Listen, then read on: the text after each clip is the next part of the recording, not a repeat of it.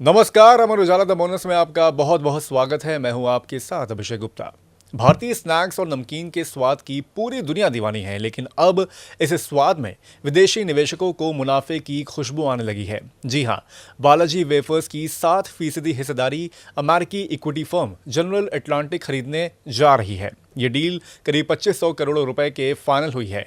इस डील के बाद बालाजी का कुल मूल्यांकन करीब 33,000 करोड़ रुपए तक पहुंच गया है। बता दें कि बालाजी वेफर्स कोई पहली स्नैक और नमकीन निर्माता कंपनी नहीं है जिसमें विदेशी निवेशकों ने दिलचस्पी दिखाई है। इससे पहले इसी साल मार्च में पीई फर्म्स सिंगापुर की टेमासेक और अल्फा वेव ग्लोबल और इंटरनेशनल होल्डिंग ने हल्दीराम स्नैक्स फूड की 10% हिस्सेदारी $10 बिलियन में खरीदी थी।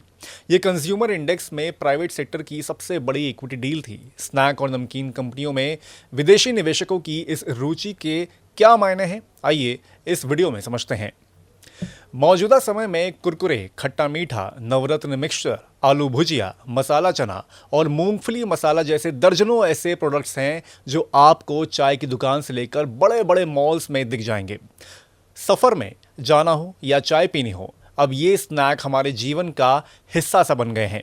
छोटे बच्चे ही नहीं, बड़े बुजुर्ग भी कुरकुरे के पैकेट्स हाथ में लिए नजर आते हैं। इसके अलावा दिवाली पर फेस्टिव पैक्स भी खूब चलन में है। जी हाँ, यही वजह है इनकी ग्रोथ की जो तेजी से बढ़ रही है। मिसाल के तौर पर देखें तो वर्ष 1982 में राजकोट से शुरू हुई बालाजी वेफर्स ने पिछले वित्तीय वर्ष में 1000 करोड़ रुपए का मुनाफा कमाया था। कंपनी की गुजरात, महाराष्ट्र और राजस्थान में जबरदस्त पकड़ है। हल्दीराम और पेप्सिको के बाद बालाजी देश की तीसरी सबसे बड़ी स्नैक कंपनी है।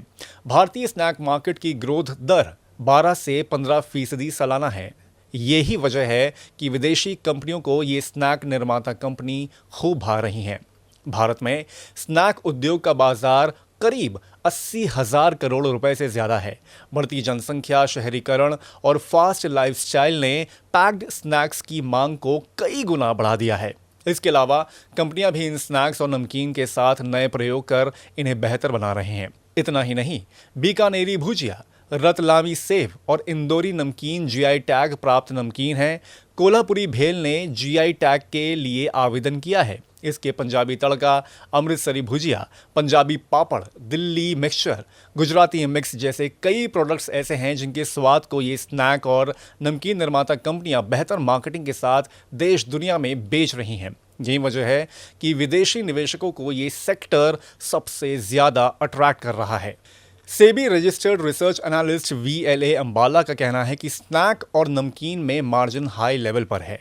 यही वजह है कि इन कंपनियों का मुनाफा जो है वो लगातार बढ़ रहा है।